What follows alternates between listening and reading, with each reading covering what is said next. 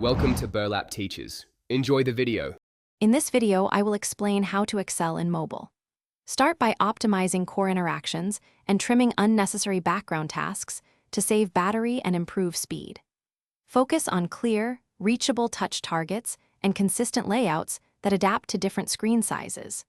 Use real devices and emulators to test performance under varied networks, and monitor memory and CPU usage to prevent slowdowns and crashes for a better user experience.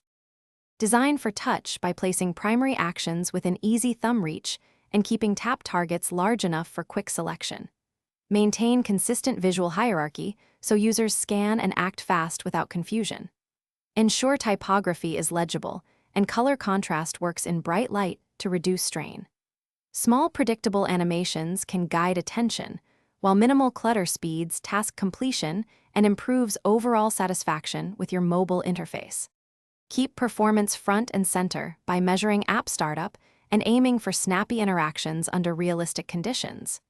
Test with network throttling to simulate 3G or congested 4G and ensure graceful degradation of features.